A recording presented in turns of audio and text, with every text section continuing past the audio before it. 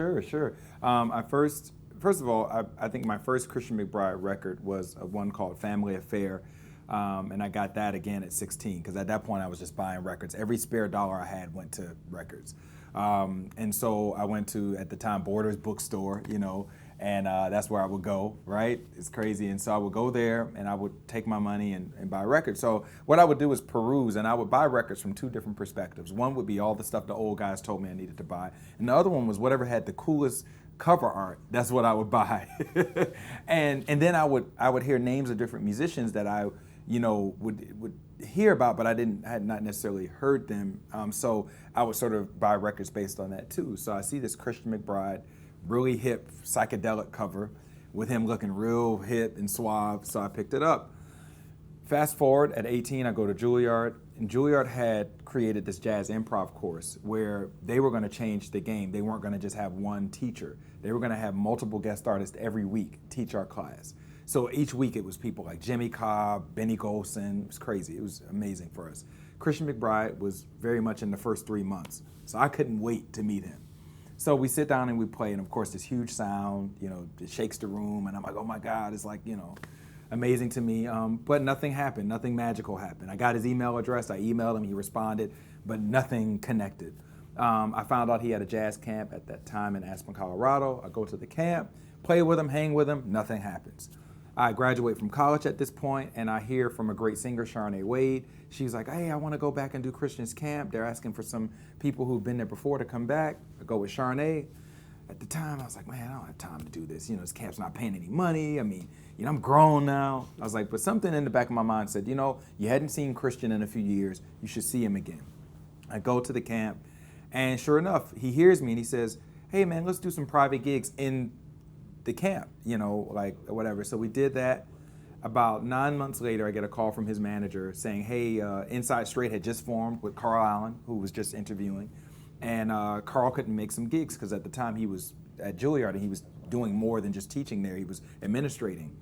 And so, yeah, I went out on the road with them. We went to, we went to the West Coast. We played at Coomba in Santa Cruz. That was my first gig with him. And that was about almost 7 years ago. And since then, I've been subbing. I was subbing officially for Carl pretty heavily. Then I started playing in Christian's big band. And then after that, he decided to form the trio. He wanted to take some gigs that the budget wasn't big enough for Inside Straight. And so we took 3 gigs in Slovakia. And I guess that was when Cherokee hit the YouTube, whatever, and people went crazy. And he said, man, do you know the amount of views I've gotten from Cherokee was more than all the videos that I'd ever put up on YouTube. And that video had only been up a couple months. So he said, maybe I need to start a trio. And the first iteration was Peter Martin and myself. Actually, Gerald Clayton made a gig with us. We did something in New York. And then we found Christian Sands the following year at the Aspen camp as well. And that's how we started. So, cool. Well, I'll say the similarities for all great artists like that is that they all are great. They all are focused. They all have an idea and are very clear about who they are and what they are, and therefore what they want to musically communicate to their audiences. So it's really great for a young musician to play with artists like that, because when you come to be a part of their band, therefore their organization, there's no guessing, right? So if you're gonna play a Christian McBride gig, you understand there's a certain amount of influences that he has, which means there are certain drummers that influence him. So if you're gonna really be a person to gain his interest, you need to check out this lineage of people that influence him, therefore you can sort of tap into his thing, right? Same thing with Kurt. Kurt has a certain amount of influences. So I knew very early on, I had to check out Peter Erskine. I had to check out, other really great drummers, that he loved.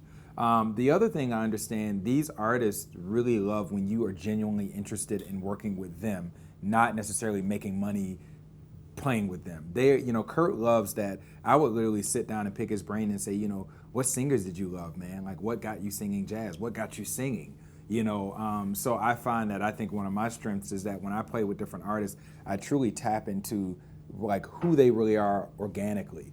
Like I really talk to them. So when we communicate on stage, I'm not playing with Christian McBride, the personality. I'm playing with Christian McBride, who has loved bass since he was 15, 16 years old. So I'm really tapping into really the core of their artistic inspiration. So yeah, I think that's the commonality.